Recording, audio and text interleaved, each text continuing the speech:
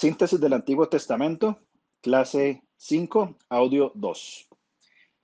Terminamos el audio anterior hablando sobre las razones por las cuales estudiamos los libros de históricos del Antiguo Testamento y mencionamos, en primer lugar, de que este nos ilumina la comprensión del Nuevo Testamento y fundamenta lo que él dice, pero también revela el carácter de Dios y su asociación con la humanidad, su manifestación, su trascendencia con la humanidad. Ahora, en general, el Antiguo Testamento relata 7 hechos, llamémosle trascendentales, que Dios operó en este periodo de tiempo, lo cual es importante que podamos nosotros poner en contextos otra vez en nuestra palabra clave en la narrativa de la historia de Dios con la humanidad. Bien, en primer lugar, el primero de estos 7.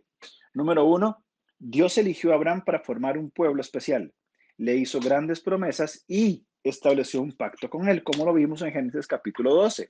Después de la creación y de encontrar que el hombre es un ser pecador y está separado de Dios a causa del pecado, bien, y somos pecadores, estamos separados de Dios y condenados por nuestro pecado, bien, el Señor comienza a delinear un plan de salvación, bien, un plan de salvación que es la revelación de la verdad en la persona de Jesucristo. Por tanto, partir de dónde viene la promesa, es necesario volver a Abraham, bien, y también el pacto que estableció con Abraham a través de la nación de Israel, de quién vendría el Mesías. Número 2, el Señor libró con notable poder sobrenatural a los hebreos de la esclavitud egipcia. El tiempo de Israel en Egipto fue clave en el sentido de que Dios operó posteriormente de forma milagrosa. Bien, si bien es cierto, llegaron estos 70 personas a Egipto y llegaron pues en humildad, pobres, refugiados pues, y Dios operó en ellos multiplicándolo y haciendo un pueblo fuerte hasta que posteriormente, por el clamor del pueblo y la opresión egipcia, ellos salen con milagros, bien, y no salen pues a quedar a la libre, sino que salen con un propósito establecido, que es lo que comentamos en el punto número 3. Dios estableció una relación íntima y única con los hebreos en el Sinaí, haciendo un pacto con ellos y entregándole la ley y el modelo del tabernáculo. Es importante que la salida de Egipto no es simplemente liberación de la esclavitud física, sino que implica una liberación amplia, es decir, todo un compendio de elementos que liberan a la persona en su integralidad. Eh, a veces hemos cometido como se conoce, el error platónico o el platonismo de dividir lo espiritual de lo carnal, bien, lo secular de lo espiritual, y nosotros como personas somos seres integrales. Somos alma, cuerpo y espíritu, tenemos emociones, intelecto y voluntad. Hemos sido colocados dentro de una cultura específica. En nuestros grupos de estudio veo que hay personas de diferentes lugares de Sudamérica y otros países más, y cada uno con su cultura, en su contexto, en sus tradiciones, en sus vidas rutinarias, ¿no? En la cotidianidad de la vida, pero todos los principios bíblicos se aplican claramente por encima de los parámetros de nuestra cultura. Pero es importante entender de que esta nación ha sido formada con un pacto. Bien, Dios pacta con el pueblo de Israel, les entrega la ley y el modelo del tabernáculo, es decir, Dios morando con los hombres. Y es importante esto. A veces nos concentramos en la liturgia, es decir, nos concentramos en el hecho de ir nosotros a un lugar, el tabernáculo para los israelitas, la iglesia o el templo para nosotros, el edificio que tenemos, para ir y hacer algo. Sin embargo, el tabernáculo tiene una representación más profunda del lugar donde vamos a hacer algo para Dios, vamos a hacer culto a Dios. El tabernáculo es la presencia de Dios con el pueblo. Y eso es importante que nos podamos modelar este concepto del tabernáculo como la presencia de Dios con los hombres, porque Dios siempre ha estado con los hombres. De hecho, en algún audio anterior hemos comentado esto, de cómo Dios se ha ido manifestando y Dios ha venido a los hombres, a tal punto que Jesucristo es Emmanuel, Dios con nosotros. Bien, por tanto, el tabernáculo en este concepto, punto número 3, donde hay una relación íntima y única con los hebreos en el Sinaí, teniendo un pacto, dándonos la ley y dándoles la ley al pueblo de Israel. Y la presencia de Dios, bien, en el tabernáculo, es importante entender que el Señor se presenta y vive con el pueblo. Bien, Dios desciende a los hombres. Número 4, les entregó Canaán como regalo a los hebreos mediante la conquista dirigida por Josué.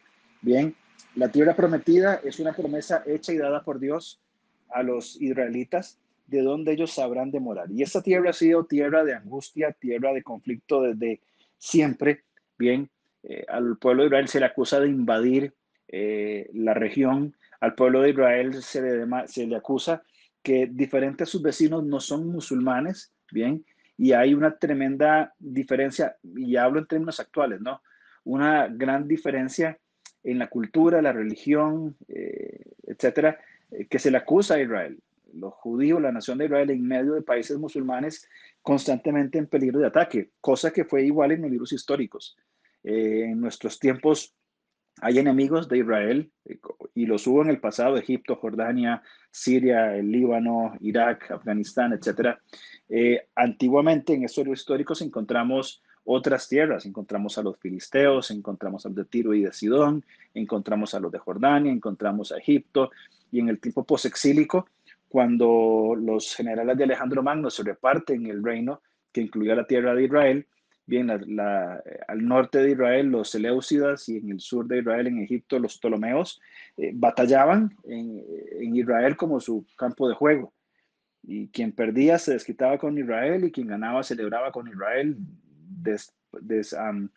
desarmándolos y despojándolos de todo lo que ellos eran y tenían. Bien, así que Dios le da esa tierra a Josué para que la conquiste. Dios es el dueño de la tierra y todo lo que existe. Él tiene autoridad con el cual él puede entregar esta tierra a Josué. Bien, y la da a Josué, la conquista siguiendo las instrucciones de Dios. Josué, como todos nosotros, comete sus errores, por supuesto. Dios perdona y restaura.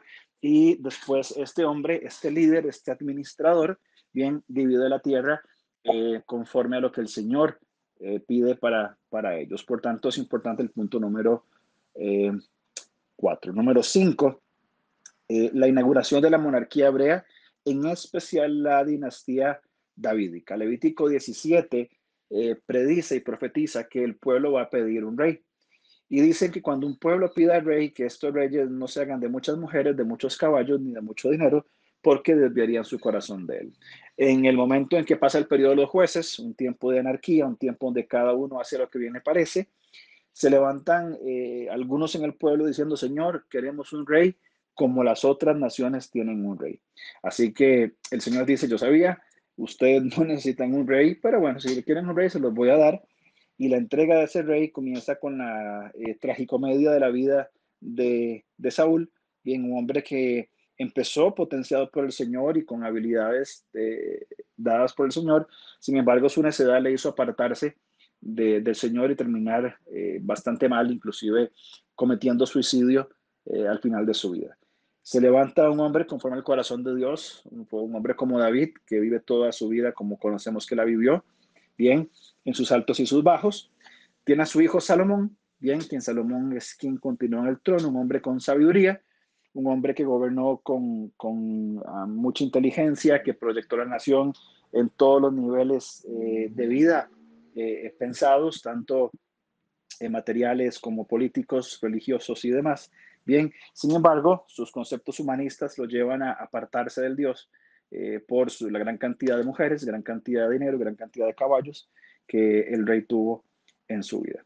Número 6, Dios disciplinó a los hebreos apóstatas, es decir, los que se apartaron de la fe, entregándolos a los caldeos, quienes los deportaron a Babilonia. Como disciplina de Dios, van cautivos a Babilonia por 70 años. Jeremías capítulo 29 narra un poco en una carta que le escribe a los cautivos, un poco el contexto, bien, y qué es lo que va a pasar. Y finalmente punto número 7, Dios restaura a los fieles de la tierra de Canaán mediante un decreto de Ciro, un hombre no creyente, bien, el gran rey persa. Dios lo usa para que los israelitas que quieran volver, vuelvan a la tierra prometida y la repoblen. Bien, evidentemente es un proceso arduo donde encontramos las narraciones de Nehemías, de Esdras, inclusive en el contexto también un poco de Esther, ¿sí? Así como las profecías de Ageo, Zacarías y Malaquías. Por tanto, estos 7 eventos son importantes en el hecho de poder comprender la narrativa de los libros históricos y su rol dentro de este rompecabezas llamado Antiguo Testamento.